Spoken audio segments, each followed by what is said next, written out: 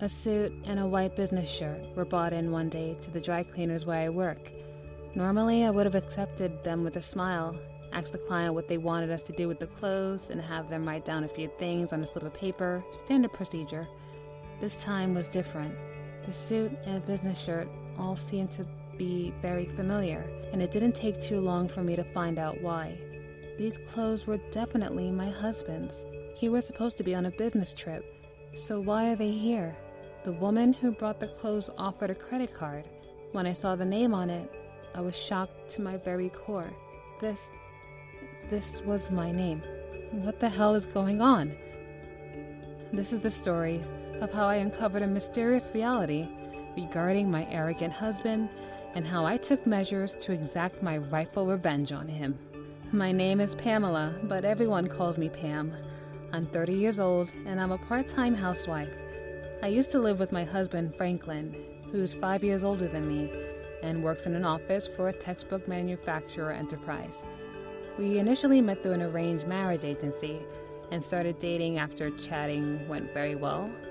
I quickly became infatuated with his compassion towards all things great and small, and everything he said, I felt like I'd learned something new and deep. His voice complemented that. He had a very deep rumble of a voice, the kind that sends vibrations through your bones and calms you down so much. We stayed together for 13 months before we got married a year ago. Franklin is a company executive with a high annual income, and he's a tall and well-educated man. I, on the other hand, started working right after graduating from high school. I couldn't keep up with the human relationships at work, being a bit of an inherent introvert, so I had no choice but to quit my first job for my own good. My mental health needed it. And after that, I lived at my parents' home while working part-time. My parents were very supportive of me regarding my life decision, but that didn't mean they weren't worried about me. They were especially concerned about my relationship status and suggested that I should register with a marrying agency. I didn't think anyone would ask me to marry them, but Franklin proved me wrong. Never had I been so happy being wrong in my life. What is it about me that makes you like me, Franklin? I guess it's the fact that you're very down to earth. Lots of women these days only talk about their jobs and hobbies and don't take enough time to listen to the things I want to say. But you listen to me a lot, and that gives me a feeling of security. Thank you, Pam, for giving me the safety I hope to find in a relationship, and I hope I'll be by your side forever. My parents were very happy that I married Franklin, and I was happy to be able to reassure them that I was going to be okay. Married life was peaceful at best, monotonous at worst. I would get up early, make breakfast for my husband, and wave him off to work when he left. Then I would do the laundry and clean the house. Cleaning the house was always easy because I didn't really have that many belongings inside. My personal belongings, like my clothes, bags, and accessories, were all brought by my husband, and they were all in one place, which was the bedroom closet. As for the reason why he brought all of my personal belongings, I honestly don't know if it's a good or a bad thing, but when I asked him that question one day, he responded, When you become my wife, I want you to dress appropriately. Please don't bring any of the things you used to wear before we got married. I'll take care of everything, and I'll make sure you look stunning all the time. But I don't think anything this expensive will suit me. Oh, yeah, I almost forgot. Please don't use any cosmetics without my permission, okay, Pam? Please make sure to use the ones I picked out for you. I'll give you a credit card so you can buy groceries and detergent and stuff like that, but I'll keep an eye on your statements. If you need anything else, just let me know. Oh, no, that's already more than enough. Honey, I've never spent this much on cosmetics. It could even be extravagant in my book. Thank you so much.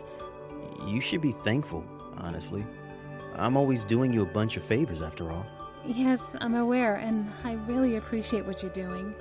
I've never been good at making decisions on my own, so I've completely gotten used to relying on my husband for fashion, for makeup, and for anything else that was personal. Franklin often came home late from work and had to eat dinner out. Even on weekends and vacations, he was usually away on a business trip. I've been so busy with work and I haven't been giving you any attention. I'm so sorry for neglecting you, Pam. Oh no, honey, it's all right. I'm sure your work is very demanding, and I understand. I'm on the elite track at the company after all, and when you're on the path towards great success, the focus you need to achieve your goals always has to come first. And I guess it doesn't really ring any bells for you because you've been an employee for a while. Elite track, that's impressive. Yeah, I guess. Oh, I almost forgot. There's a party next Saturday that'll be hosted by some affiliates of ours. I signed us both up to attend, and you have to look like the most beautiful girl there, Pam. And I'm sure that with the measures I took, that will surely become a reality.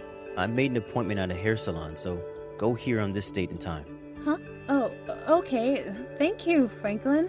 I decided the hairstyle and color, and I let them know already, so just go with it, please. I promise you, you're gonna look amazing. Yes, sir. In this manner, as long as I obeyed my husband and adhered to what he wished me to appear as in his loving wife, I was able to live a life without any inconvenience.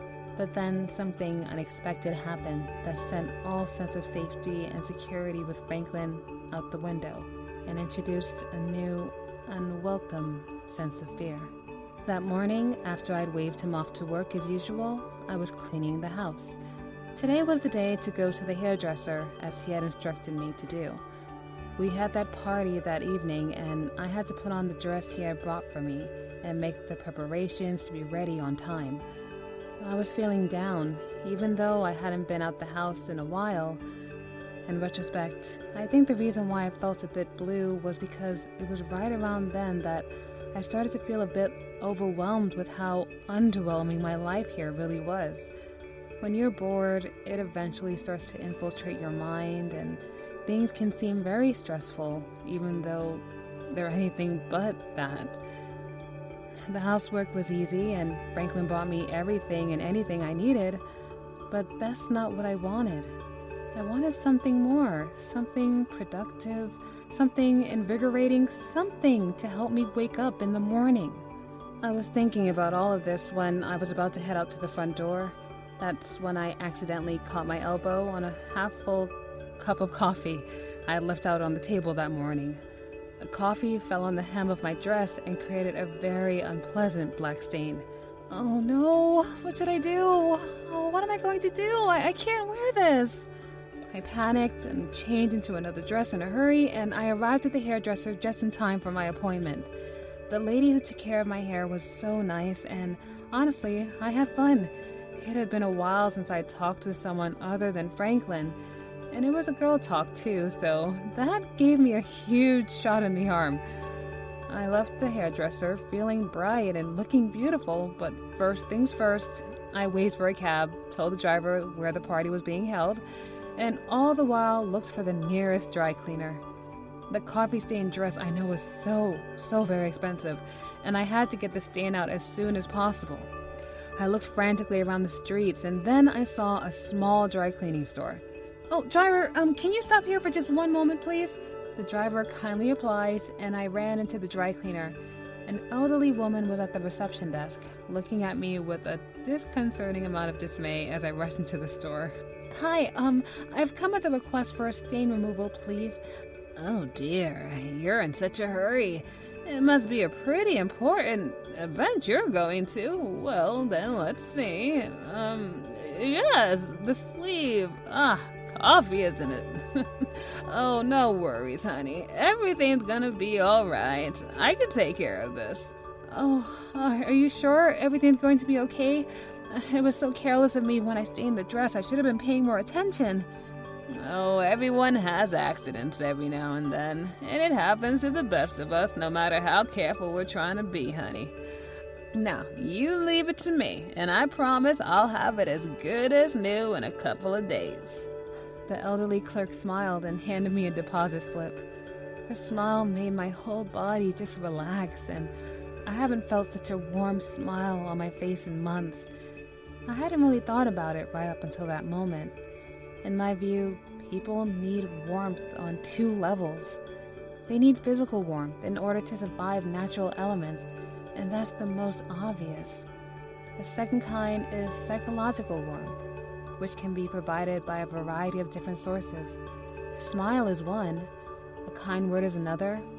But to me, the greatest source of warmth, comfort, and security is in the arms of someone I love dearly. That moment made me realize that my soul was devoid of all warmth because I hadn't received any of these from Franklin in so long. I noticed that my fingers were clutching the coffee-stained dress and had turned completely stiff, and opening my hand took a lot more effort than I thought. Oh, I'm so sorry. Please do what you can to make it as good as new. Please. Yes, my dear. You have my word.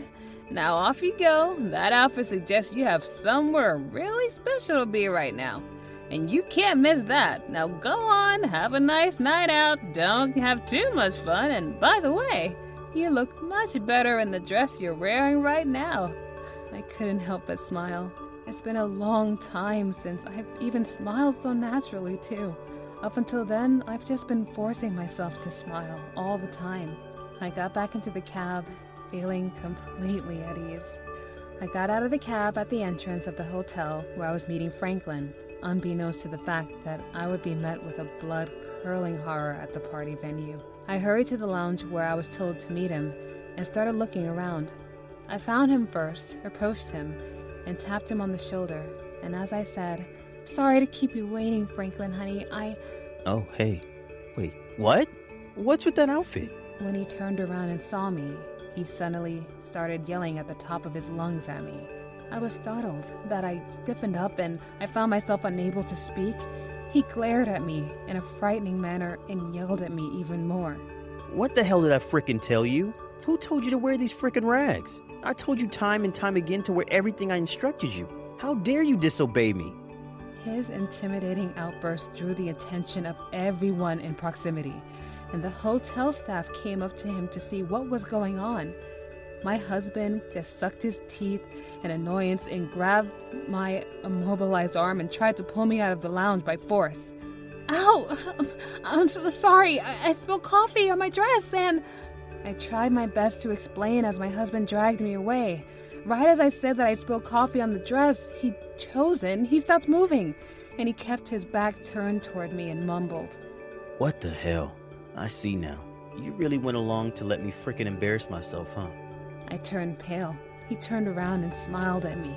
The smile itself was genuinely kind, but the crumpled forehead emphasized the look of disappointment and anger that raged on in his eyes. Well, I'll be damned. Sorry I took things too far. You just be more careful next time, okay? Yes, of course. After that, I don't remember what we talked about at the party or what I ate. I don't remember if I was able to make a proper response when my husband beside me spoke to me about anything. The only thing that was on my mind at that point was the perpetual replay of my husband yelling at me in a frightening manner.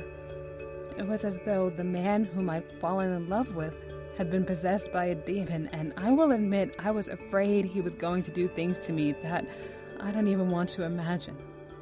After that incident, Franklin's attitude toward me gradually changed. Hey, breakfast isn't ready yet? You're a real scumbag, you know that? Oh, I'm sorry, I'll be ready in a minute. Shake a leg and get on with it. Yes, sir. My husband's behavior has become abusive. I couldn't relax every morning before I waved him off. I had to be on full alert for fear of disappointing him.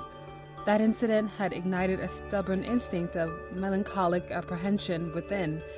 Anything I might do could potentially trigger him into another one of these fits, and while I was lucky to have a good reason why I had to disobey his instructions last time, such luck can run out extremely quickly in a nutshell. I was always scared whenever Franklin was home, but after he left for work, I could catch my breath and get on with my life. Then one day, I came home from shopping to find the landline ringing. I quickly picked up the phone in a panic, and my husband's angry voice rang in my ears. Hey, where the frick have you been? Do you know how many times I called you? I'm sorry, I was shopping. Don't frickin' make excuses. I'm the one who's providing everything for you to frickin' live, woman. Show your husband some frickin' respect. I'm your first priority, and I come before anything else. Do you understand that? Yes, I understand. I'm sorry. Honestly, man, unemployed women have literally no common sense. I'm calling you because I'll be home early tonight, so get dinner ready, and I need to talk to you about something. Wait, what? What do you want to talk about? I was in the middle of asking when he hung up the phone. I cooked for my husband, who was having dinner at home with me for the first time in a long time. He came home and started eating right away. I made his favorite dish, which was pulled pork on top of cheesy mashed potatoes, so he ate it without a word of complaint. It tasted okay. Now down to business. I'm going to have to ask you to sign these papers. I gasped when I realized what I was looking at. The document he held out to me was none other than a divorce decree, and he had already filled it out, the section designated to the husband in the marriage. These are divorce papers? Yes, divorce papers. Oh, don't get me wrong. I'm not looking for a divorce right now. What? Then why do I have to sign it? This is just when I decide to get a divorce. When did you decide to get a divorce? Yeah, it's more convenient than writing it down in the future when the time comes. Convenient. As I listened to Franklin's words, which made no sense whatsoever, I felt something welling up inside me. It was something I hadn't felt in a long time, and I had the irresistible urge to scream. It took all of my willpower to keep both my head and my body from being visibly upset. I voluntarily loosened my clutching fist, I relaxed my shoulders, and I kept my voice steady. No. Hey yo, did you just say something? That did it. Everything I kept bottled up for the sake of staying civil overflowed with vigor. No, I refuse! You're too selfish, Franklin! My husband was completely taken aback by my defying him for the first time, but that only lasted briefly. He soon became furious and started yelling at me. You little bitch. Do you understand your position here? You are freaking unemployed and you depend on me with your puny goddamn life. You are a mediocre existence that can change depending on one single thought of mine. I'm nothing like that, but I'm also a person. How can we call ourselves husband and wife if you hold me down one way or the other like this? If you want a divorce, fine. I'll go write up those stupid divorce papers and give them back to you right now. Give me those. I was surprised by my own courage to say what I wanted to say. My husband began to soothe me with that calming voice of his, perhaps a little jittery over my unexpected counterattack. No, calm down. Listen, nobody said anything about getting divorced right now, Pamela. Then what did you bring that up for? Or is there some reason you need divorce papers right now? My question probably struck a nerve because it made my husband gasp in shock, albeit quietly. I didn't miss that reaction. And from that moment onward, I knew my relationship with him was going to come to an end very soon. I understand. All right then. No divorce papers. What the hell? It was just an idea, Pam. I felt a strong sense of distrust when he said it was just an idea to get me to sign the divorce papers. I decided that once and for all, I could no longer be at his beck and call. Additionally, my husband had secrets, and that was precisely why I couldn't trust him anymore, and why I was going to end things one day. The next day, he told me he had to go on a sudden business trip. It's a long business trip, so I don't know when I'll be back, Pam. Just stay at home and wait for me. Oh yeah, I confiscated your credit card. I'll think about giving you another one again when you've had time to think about what you did yesterday.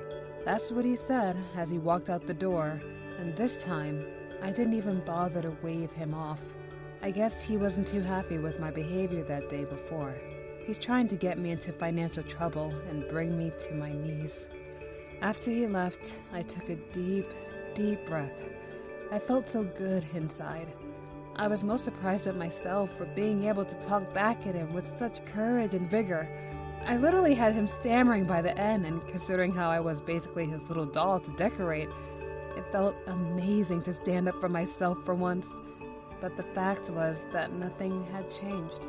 Franklin was right about one point. He was the only reason why I was able to live with a roof over my head and with good food and water to keep me alive.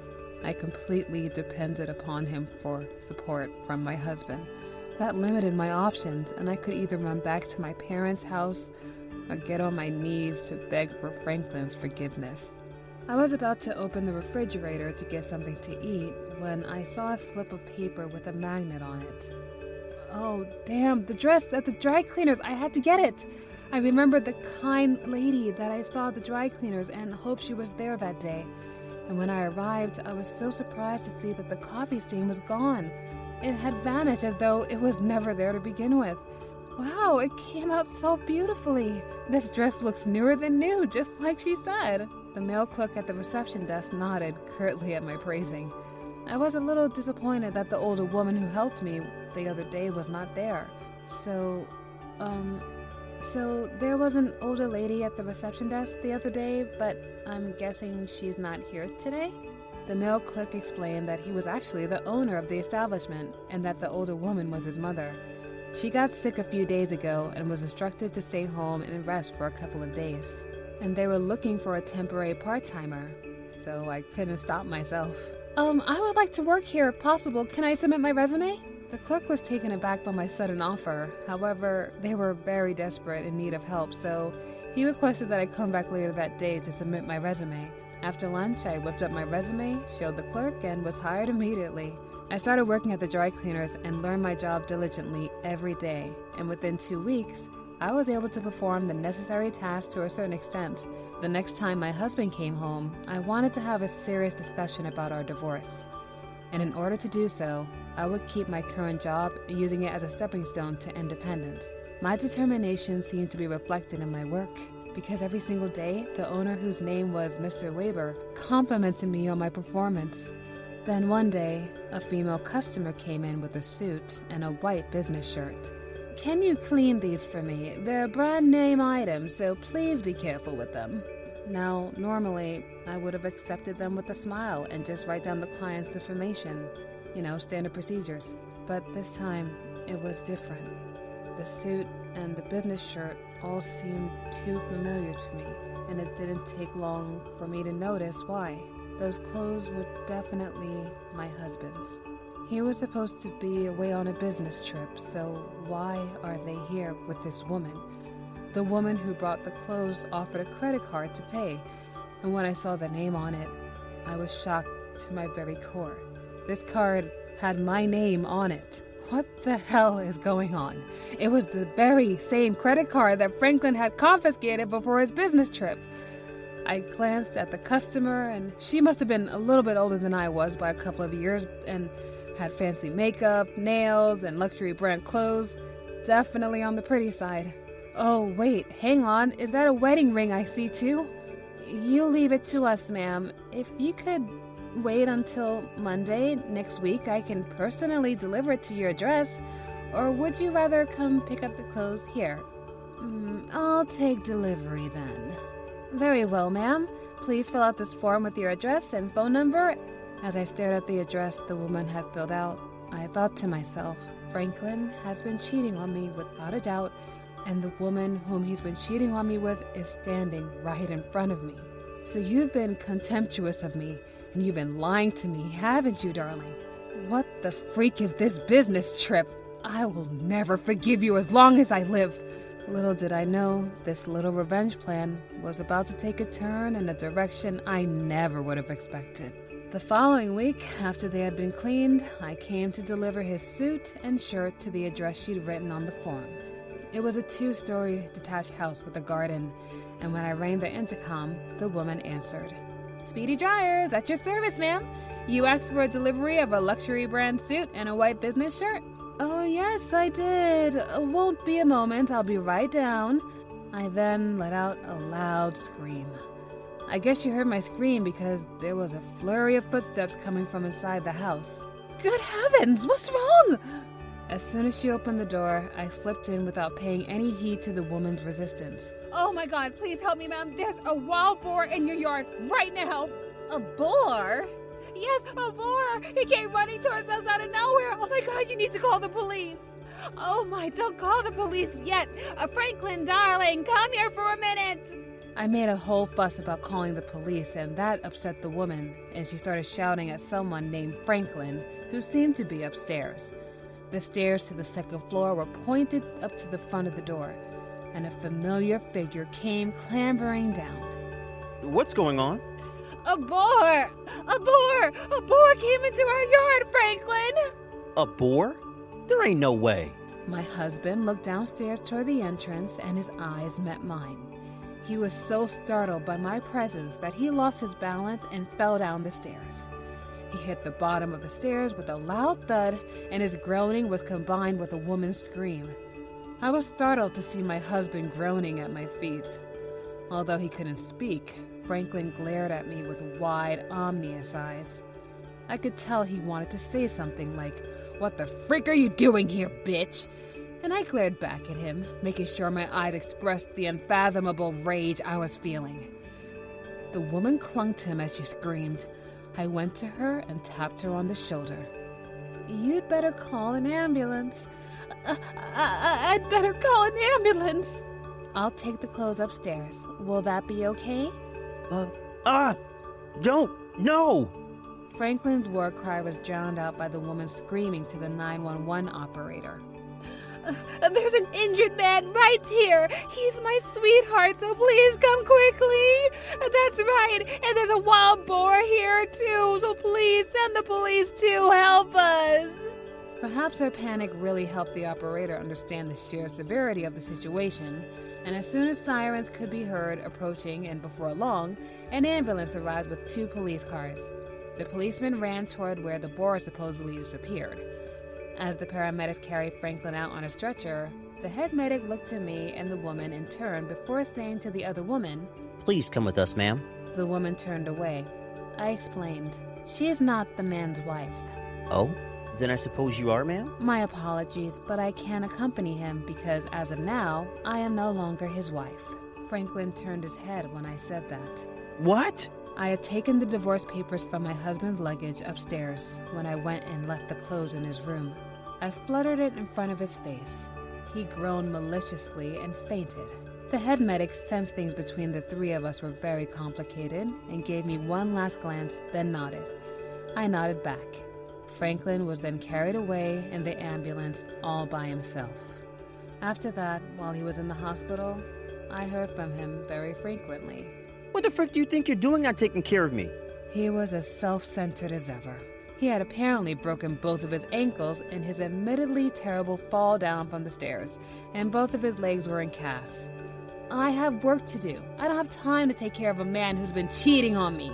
Bullshit! You really think you can make enough of a frickin' living by working a lowly part-time job like that? Yeah, and do you even know what you're doing with that woman? Yeah, that's right. That woman, your lover, is none other than the wife of your boss, one Mr. Hendricks McAdams. What? Yes, indeed. My husband was having an affair with his boss, while Mr. McAdams was working alone in another part of the country. He thought he was doing a good job of hiding it from me by taking advantage of my obedient ass, who never dared to disobey his instructions. Like you said, I'm just a lowly sucker part-timer, and maybe telling you this is not the status quo here. But you're going to be unemployed. Mr. McAdams is going to find out that you are playing around with his wife, and your ass is going to be out of a job by the end of the month. I hope you'll be able to make a decent living thereafter. Mr. Ferns, it's over for you. I moved back to my parents' home and divorced my husband. I filed for alimony, and I made the woman whom he cheated on me with pay me alimony as well.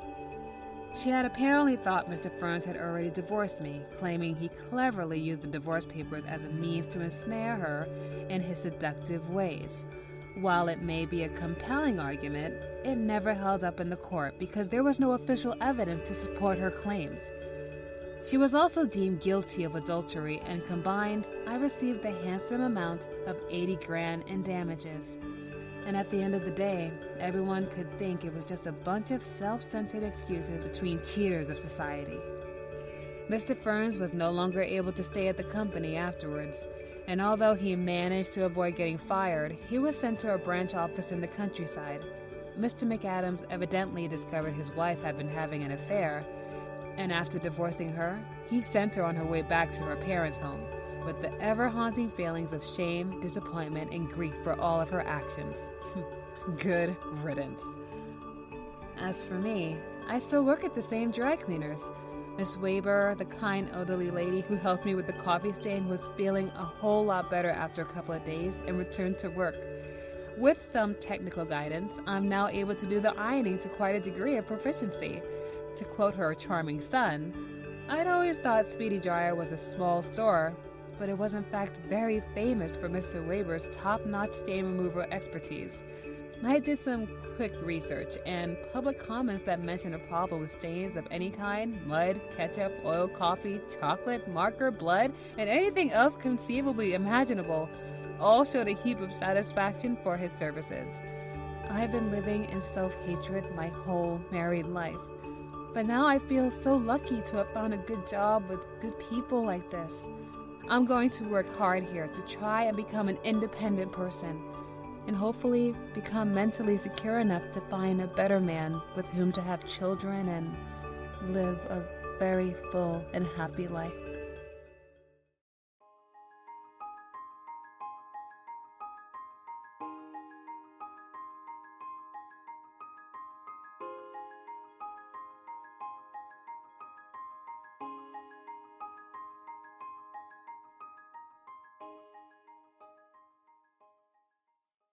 All right, everyone's presentations are done.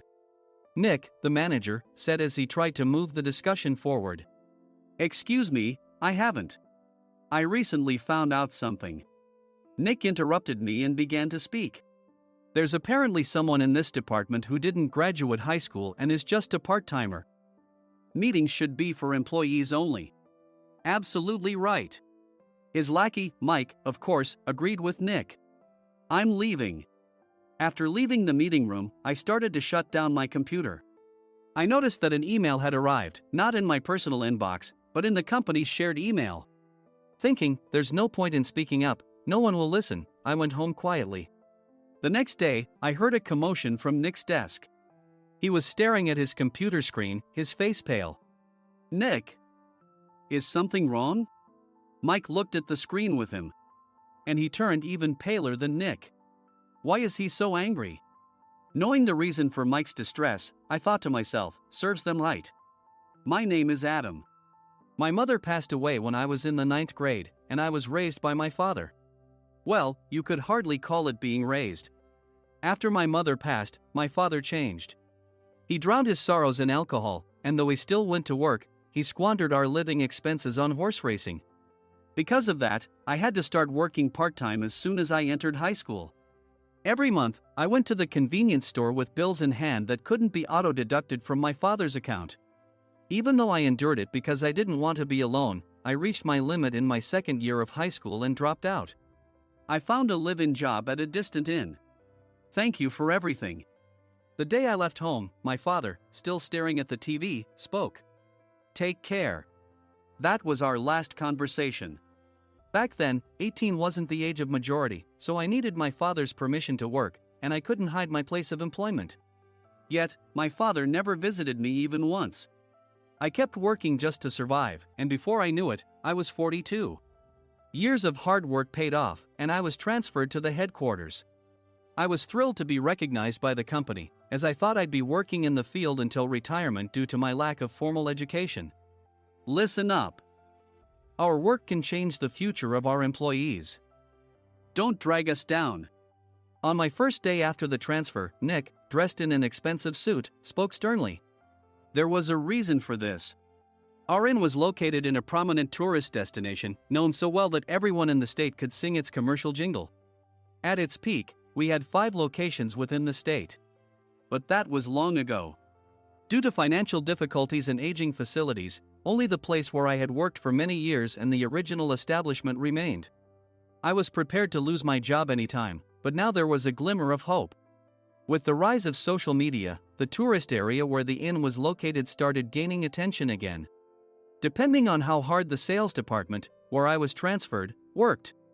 We could either thrive or be forced to give up this prime location to the new hotel chains continuously popping up. For Nick, who had switched careers from another industry to strengthen our sales, this was a battle he couldn't afford to lose. I understood why he had to be strict. I will do my best. Nick sneered at my enthusiastic declaration. Did you not hear what I said? I'm sorry. I thought I was listening carefully. Out of habit from years of customer service, I apologized reflexively, though I had no idea what had offended him. Someone was watching me with a smirk. In this department, there are those who are expected to excel and those who have been shoved here because they have nowhere else to go. You are the latter. It was Mike, the section chief. He's 7 years younger, at 35. But he was called to headquarters much earlier than I was and had been moving around within the headquarters ever since. I'm not jealous, but I can't accept that he's my boss. Graduating from a prestigious university, he has an unusually high pride and caused many problems as a newbie, making things very difficult for me when I was the front desk leader. When I found out Mike was transferred to the sales department a month before me, I was disheartened. Mike is right. With just a middle school diploma, there's not much you can do. Don't even think about achieving results. As if I didn't exist, Nick remarked, "I'm thirsty." Mike eagerly ran to the coffee maker. It seems Mike is Nick's lackey. I regretted being happy about my transfer to headquarters, wishing I had stayed on site forever. Send a direct mail to every company on this list by the end of the day. Nick only assigned me tasks that even a new graduate could handle. What? There are over 1,000 companies. You want me to send to all of them by today?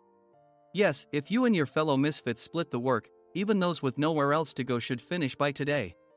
I glanced at the employees typing away expressionlessly. They were worn out from customer service, only thinking about leaving on time, or were women reassigned after having children, with zero motivation for work. Even Sam, a new graduate from the same university as Mike, who was supposed to be among the expected achievers, had no enthusiasm for the job, having joined the company wanting to do customer service. "I don't care what they say, I plan to quit any time," he said. Only Nick and Mike were highly motivated, making all the decisions between the two of them. I originally only wanted to work at the inn to survive and had no particular attachment to this job. I swallowed my words, thinking I had no right to reprimand them. About a month after the transfer, Nick told us with a frustrated look, "To commemorate the 50th anniversary, we've decided to create a plan exclusive for one group per day." Originally, Mike and I were supposed to come up with it, but our president, Mr. Thompson, insists on hearing everyone's opinions. "So, you all get a chance." As Nick explained, Mike began handing out prints. "Make sure not to embarrass Nick. If your ideas are half-baked, you'll have to redo them." It seemed that they had printed his handwritten notes by Mr. Thompson, which included several questions and a section for free responses. It made sense why Nick had to seek our input, given that all responses had to be submitted to Mr. Thompson. We were given a week to think about it, and a meeting was scheduled to compile our ideas. My plan is to let guests enjoy both the old and modern America. Nick began the presentations. Guests would watch a master confectioner at a nearby traditional sweet shop make sweets in front of them. The welcome drink would be premium tea in a bottle. Nick's plan was certainly attractive. After his presentation, Nick called on us to present in the order we were seated. Just as I stood up for my turn. "All right, everyone's presentations are done." "Excuse me, I haven't. I recently found out something." Nick interrupted me. "There's someone in this department who didn't graduate high school and is just a part-timer." He was likely talking about me. I joined the company as a part-timer and was made a full-time employee when I turned 20. That was 20 years ago, so Nick and Mike probably had no chance to know until recently. Meetings should be for employees only. Absolutely right. After that, Nick kept creating opportunities to solicit everyone's opinions, purposefully excluding me from speaking. The meeting unexpectedly heated up and went past the scheduled end time. A few people asked to leave, and the discussion continued with the remaining few. "Still here?" Normally, you'd leave in that situation. Though I had no attachment to the job initially, hearing kind words from customers made me want to make them happier. For someone like me, with nowhere to go, the inn was my home and customer service was my life. I felt pathetic about my current self. "I'm leaving." I left the conference room and started shutting down my computer. I noticed an email had arrived, not in my personal inbox, but in the company's shared email. Thinking no one would listen to what I had to say anyway, I quietly went home. The next day, while preparing the DM as instructed, I heard a commotion from Nick's desk. In his haste to stand up, he hit his knee on the desk. He stared at his computer screen, his face pale. "Nick? What's wrong?" "Mike, thinking he should be the first to rush over, approached Nick while still wearing his coat. He peered at the screen with Nick. And he turned even paler than Nick. Why is he so angry? Who is responsible for this company? Nick, more irritated than ever, asked, and Mike answered without checking. Probably Sam. Sam wasn't there because he was attending a morning training session for new hires. Nick gave up on getting angry and returned his gaze to the screen. They were looking at an email that arrived right after the end of the working day yesterday. Apparently, no one, including me, had checked it before leaving. The email was from a large company that used us for their annual employee trips. The president and executives of that company also frequently used our services personally. President of the company, Mr. Mason himself, had declared that neither he nor his company would ever use our services again. Well, some companies cancel their employee trips or stop using our services due to financial struggles. Let's just move on. Mike kept wiping the sweat from his forehead with a handkerchief. Knowing why Mike was so agitated, I quietly watched their interaction. Do you know how much revenue we get from that company? We can find other guests to fill the rooms, but we'll lose the banquet costs, gift shop revenue, rental car fees, and more. Moreover, the gifts were supposed to be prepared by the traditional confectionery shop involved in Nick's proposed plan. If it's known that we incurred such a huge loss at this critical time, Nick's position in the company would be jeopardized. Nick took a deep breath, seemingly trying to calm himself. All right, Mike. Go to New York right now and apologize to Mr. Mason. What? You're coming with me, right? I have urgent work to do. I trust you, which is why I'm entrusting this to you. Please. Mike, believing Nick's sincerity, agreed with a determined look on his face, saying, yes. That's Nick for you. Even if Mike went to apologize, Nick would shift all the blame onto him if the client didn't change their mind. Well, it was Mike's fault to begin with, so it served him right. About 3 hours later, Sam answered a call from somewhere and repeatedly apologized, saying, I'm very sorry. Everyone watched to see what was happening. After ending the call, he informed Nick with a weary tone. When Mike arrived at the client's company, he only made things worse, further infuriating Mr. Mason. He was demanding, get his boss here immediately. It was no wonder Sam was exhausted, dealing with such a call right after returning from training. What is that idiot doing? All right, Adam, you're coming with me. If sacrificing Mike didn't work, then I must be next. Normally, I'd want to refuse at all costs, but I saw an opportunity in this situation. If I can be of assistance, I'd be happy to join you. I immediately followed Nick, and we flew to New York. When we introduced ourselves at the reception, it became clear how serious the situation was. As the receptionist personally escorted us to the president's office. Angry voices leaked through the door, making both Nick and me uneasy. Excuse me. I'm Nick, the supervisor. I understand my subordinate has caused you trouble, and I deeply apologize. Nick, with his experience in the corporate world, knew enough to offer an apology before excuses. However, his customer service skills left much to be desired. I sighed as I saw Mike trembling like a small dog in the corner of the room. What kind of training are you giving your subordinates? Mr. Mason glared at Nick with a red face. The intensity of his gaze made even Nick take a step back. Regrettably, I joined this company only 2 years ago and was unaware of Mike's issues. I should have identified his shortcomings sooner. Indeed. I should have realized sooner. No sensible person would come to apologize and then give a lengthy presentation on the drawbacks of not using their in. Nick froze, his mouth slightly open. Suspecting the worst, I picked up the documents that had fallen to the floor. It seemed Mike hastily prepared these documents on the plane, listing the disadvantages. Disadvantage 1: if you change the venue for the company trip, employees might suspect it's for cost-cutting reasons, leading to a negative impression. Reading it aloud half-jokingly, Nick snatched the papers from my hand and checked the contents with a furious expression. Among the stack of documents was a receipt from a nearby convenience store's copy machine. I felt a pang of dread, hoping he hadn't shown the receipt as well. What do you think he said when I asked what kind of nerve he had to do this?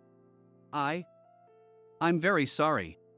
Faced with the dire situation, Nick must have thought there was nothing left to do but apologize. In a voice smaller than I'd ever heard from him, he uttered words of apology. He said, "I'm a Harvard graduate. I don't believe I said anything wrong." "Mike! What have you done?" Forgetting his plan to pin the blame on Mike, Nick yelled loudly, even in front of Mr. Mason. "I didn't do anything wrong." "You're still saying that?" "Look at him." Mike pointed at me with a shaking hand. "I was assigned to headquarters in my 20s and now I'm a section chief. This guy only made it to headquarters at 42. Everything I've done proves I was right. So why are we losing the contract?" Having said his piece, Mike collapsed to the floor. "Of course. You were sent there because you had nowhere else to go." Mike never expected to hear such words from someone he looked down upon. He lunged at me, and Nick hurriedly stepped in to stop him. "Mr. Thompson told me Mike is a quick thinker, and to take good care of him." There's no way he was pushed aside. "Don't make things worse here." "He didn't say quick thinker, he said only quick-witted, didn't he?" I don't remember that part." I recalled the many troubles Mike caused when he was a newbie. When Mike was on the front line, his pride was so high that he never apologized to customers. Customer service, especially in our job, doesn't work alone. It brings both good and bad situations. If the front staff or housekeepers made mistakes, or the cleaning company didn't properly clean a room, one had to apologize to the customers regardless of personal fault. Mike, in such situations, would never apologize, insisting he wasn't at fault. This often angered customers, and as the front desk leader, I frequently had to apologize on his behalf. He caused complaints and disrupted operations, which is why he was quickly moved to headquarters. In departments where he didn't interact directly with customers, his quick thinking was beneficial and things went well. But it seemed his flaws were starting to show. Corporate reservations are supposed to be entered into the system by the sales representative. But a quick check yesterday revealed that more than 10 items were missing from the client's reservation. The handover document clearly stated what needed to be prepared. Why didn't you enter it into the system? Why do we have to give them special treatment?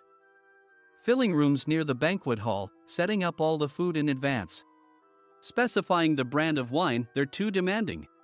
No wonder he always angered customers, I thought, feeling a headache coming on. Grouping them in rooms near the banquet hall is for our benefit too. It makes it easier for the staff to set up beds and serve breakfast since everyone's schedule is synchronized. As for the other requests, Mr. Mason suggested them to lighten our load. I didn't know that. Nick finally seemed to realize that Mike was the one who had angered the client. What did you say to them? I just told them we wouldn't give them special treatment anymore. We shouldn't waste effort on things that don't bring in money. I was utterly exasperated at his lack of understanding of customer service. Of course, we shouldn't comply with unreasonable demands. But carrying over successful practices from past stays makes customers feel remembered and enhances their experience. Good memories encourage repeat visits. That's part of our job. I looked down at Mike, who was sitting on the floor. In our job, nothing is a waste. Mr. Thompson likely moved you to the sales department, hoping you'd finally understand this. How do you think he feels now that you failed to meet his expectations? Mike, tears in his eyes, fled the president's office. I was amazed he still hadn't apologized. You have it tough, Adam. It's okay, we're all employees of the same company. I deeply apologize for this disrespectful incident. Especially after all the care you've shown us. If it weren't for you, Adam, I really would have stopped staying here. When I heard you were moving to the sales department, I was willing to reconsider if you handled it. Seeing us talk so amicably, Nick's face contorted. Do you two know each other? Adam's service is excellent. I always requested him specifically. Normally, we don't accept specific staff requests, but we made an exception for Mr. Mason, adjusting my shifts accordingly. He had personally stayed at our hotel just before my transfer, and during casual conversation, I mentioned, I'm moving to the sales department soon. If I hadn't told him then, things could have been much worse. Please continue to take care of us. I look forward to it. On the return flight, Nick awkwardly offered me a can of beer. It's still working hours. Of course, I had no intention of forgiving him for a single beer. Nick might try to pin everything on Mike and avoid any consequences. While pondering this, a startling fact came to light. Nick, the tea bottles for the plan have arrived. I handed Nick a bottle labeled with our inn's name. They look good. What are you talking about? These are plastic bottles. I had assumed we would use the trendy, high-end bottling tea. But what arrived were ordinary plastic bottles of tea with customized labels. The only unique aspect was the label, which had the inn's name, making it look customized. Upon further investigation, I discovered that a substantial amount of money was set to be paid to the tea company. It was priced like bottling tea. Does this plastic bottle really cost $100 each?